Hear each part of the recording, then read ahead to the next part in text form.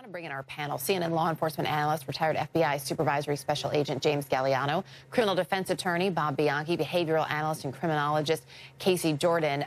You know, as we look back at all of this and the fact that it's been 32 years since that last known crime, the last crime that is linked to the so-called Golden State Killer, and here we are now with an arrest. We saw the house earlier, and there's some reporting this is a person who could have lived in that home for a long time. To think about the fact that this guy was in the community puts a lot of people on edge. Should it? Sure. I mean, obviously, this was somebody that appears to have been hiding in plain sight. And as I took in the file footage that you're speaking about that's up on the screen now, I looked at that modest home in California, 2 cars in the driveway or in the garage, a Toyota and a Volvo, like a typical, you know, middle-class family or whatever. Then I also saw that the FBI had the evidence response team there. And for those who don't know what the evidence response team is, that's the federal crime scene folks. So they're going over that home right now for physical evidence with a fine-tooth comb. Now, it's not enough if they have a confession. We'll certainly find that out at 3 o'clock. But they're going to find and piece together as much of the evidence as possible to find out if there's any other unsolved homicides or rapes that this individual might have been attached to. And in terms of that evidence that you pointed out, Casey, we know that this Golden State Killer would take little mementos, little souvenirs from people's homes, among them jewelry, even wedding rings in some cases. What are the chances that someone who would go to the trouble of taking those items would have held on to them for decades? The chances are actually pretty good because this guy would have thrived on such a rich fantasy life that taking those mementos, first of all, it was about humiliating the victims, taking something precious from them, their jewelry and their wedding rings. But also the idea that he can look at these things and relive the moment, almost wallow in it in the future. It would trigger the memories and give him a thrill or a sexual high. But I don't think he would have kept them in his home. He's not a stupid man, and to call him smart is not a compliment. It's just a fact because he got away with this for so long. But I wouldn't be surprised if they're in a safe deposit box or somewhere for safekeeping. It would be extremely unlikely that he would get rid of them completely because they are linked to the victory that he had during his reign as the Golden State Killer. The other thing that was just brought up in terms of a confession is not enough. Bob, you know, as a former prosecutor, you worked a number of homicide cases. And to get to the point, as you're watching these detectives, and then you're speaking with them afterwards in your job as a prosecutor, to get someone to the point of a confession, that's a delicate dance. And I think you can probably both weigh in on this between how do I get you to answer the question without me somehow leading you somewhere I think you need to go, right, to make sure that it's an honest confession. That's a real challenge, and it's also a real art. Right. So, I mean, from the prosecution point of view, we actually worked alongside with the detectives. We would try to gather as much evidence as we could before we went in and did a critical interview of a potential target. But there's a window there, and it's kind of like you got to feel it out kind of thing. If you think the guy's ready to talk, you got to hit it when you can because they could change their mind in a second. So those detectives want to make sure that they're asking questions that aren't feeding him evidence that they're already aware of and want him to speak about the evidence that they secured. And if he's not doing that, like many do in Jimmy Knows as they go around and around the merry-go-round, they'll give a little piece of something. Well, can you explain this? And if he starts explaining it, and then eventually he'll start to explain other things, they hope to crack the guy down and hopefully get a full confession from the guy, and hopefully it won't be anything like passion provocation, but in a case like this, that won't happen. 3 things that law enforcement are looking for when they're talking to somebody in an interview or an interrogation: body language, tone, and the words they choose. The way those are weighted, body language, about 50% of our communication that way. Tone, about 38%. And the words they use, only 7%. So for law enforcement officials, you are reading the entire picture there, and then you're looking to corroborate what that person says, that it's not just somebody that is caught up in a fantasy of wanting to be something or admit to something that they didn't do, but making sure that you've got corroboration so that you can make certain you have the right person. And that's an interesting point, too, because as all of this is going on, right, and there has been a heightened interest in this case. We aired this documentary series, Unmasking a Killer. We know that more tips were coming in off of that. A book was just recently published. You're going to have people coming in with, you know, false confessions. Absolutely. You've got to sift through that and kind of glean through and find out what's real and what's not.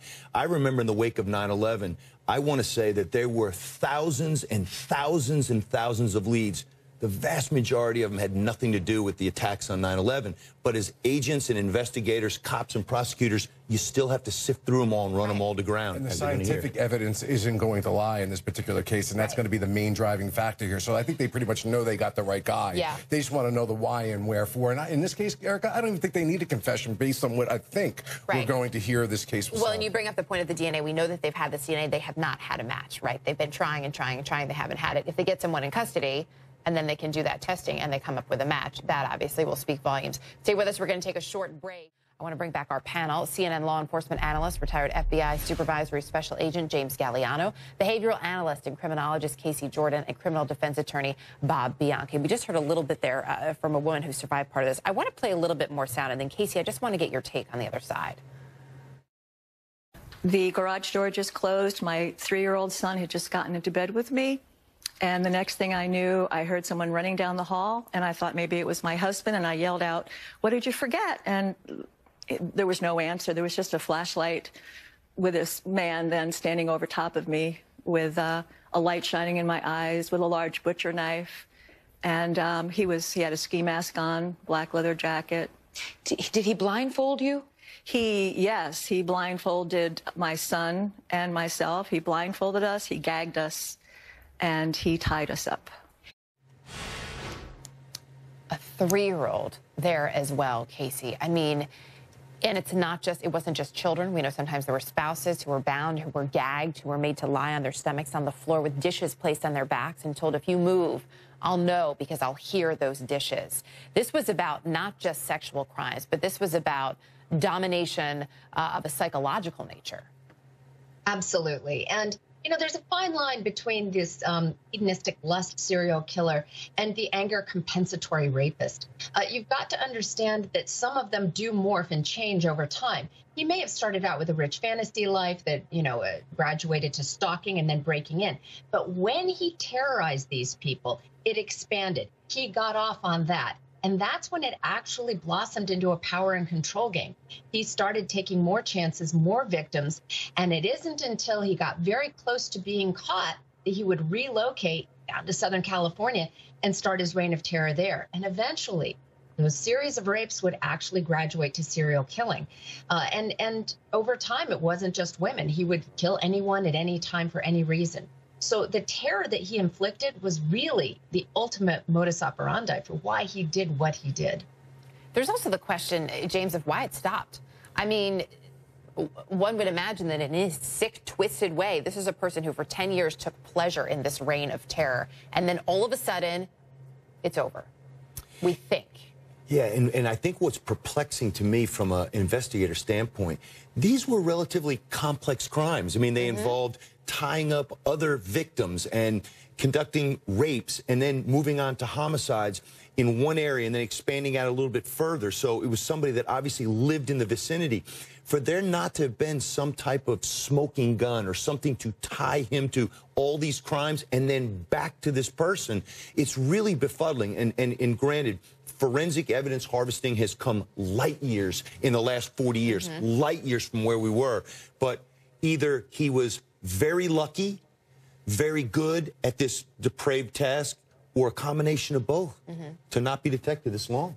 Yeah, and I think he was a combination of both. But let's not forget, like it's typical with these guys, they're highly intelligent, they're very good, they cover their tracks. So it's not surprising to me that a guy like this is able to move in and out of society. They're very good, very adept, and they're people that you could be looking at and having no idea. In fact, what are we learning? He may have been a police officer, so at some point in time, he had actually been psychologically probably vetted, being sufficient to be on the force, even though he got fired. Well, and to your point about these people sort of seeming, just living in society, living these normal lives, we half joke about the fact that we see these terrible crimes, and you always hear from a neighbor, from someone else, he seemed like such a nice man. Nobody ever suspected anything. And Casey, we spoke about this a little bit earlier, but in terms of the, quote, souvenirs and the items that he would reportedly steal from his victims and from their homes, personal jewelry was part of that. And jewelry that we're told he may have then given to other people in his life, whether it be a girlfriend or some sort of significant other. That, too, helps with this charade of I'm just a normal person. Absolutely. And remember, those souvenirs were kept to trigger the memories of the power and control he had over the victims. But it's almost adding insult to injury to take somebody's wedding ring, a victim's wedding ring, and then give it to somebody else. I mean, it just shows a level of depravity. But also it allowed him to hide in plain sight. You know, we don't know anything about him. We'll find out more at 3 o'clock. But it wouldn't be at all surprising to find out that he lived on the outside a double life where he had a family and maybe a wife and kids and a normal job. You know, I've heard rumors. We've always thought he was perhaps in the military, and I've seen photos of the suspect that's been arrested, and he was in the Navy, which would explain his ability to tie those diamond knots. So when it's all coming together, you're going to see that the profile that was developed over the years was probably accurate, and that it's probably the tips from the public that helped narrow the suspect pool to where they could do a DNA test that is the match to the man they arrested. Well, we will know in just about 10 minutes a heck of a lot more information. Casey, Bob, James, appreciate it. Thank you all.